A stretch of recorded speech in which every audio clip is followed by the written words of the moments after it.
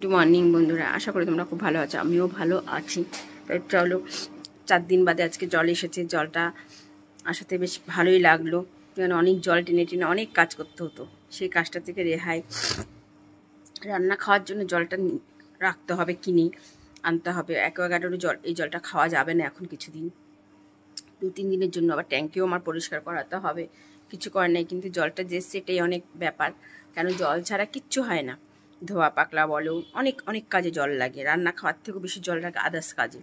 তো চলো, জল এসছে, ভালো কথা, খুব ভালো। আস্তে আস্তে সব ঠিকঠাক হয়েও যাবে। যা কতদিন যা আমরা ফিল করেছি সেটা একমাত্র আমরাই জানি।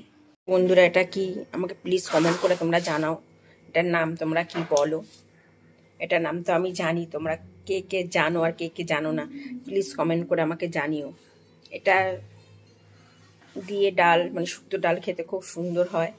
অনেক কিছুই খাওয়া যায় এটা দিয়ে। প্লিজ তোমরা আমাকে কমেন্ট করে জানিও যারা যারা জানো এটা কি জিনিস।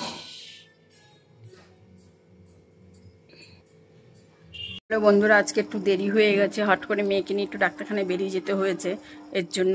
চলো, খাওয়া দাওয়া হয়েছে পটল পোস্ত, মুগ ডাল, লেবু দিয়ে। আর আমি বললাম পাঁপড় ভেজে দিতে, জানি না দেবে কিনা।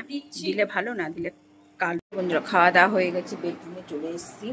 তাহলে চলো রাতে শুয়ে পড়া যাক, কেন শরীরটা খুব একটা সুবিধা যাচ্ছে না কিছুদিন ধরে। তা চলো, গুড নাইট, বাই।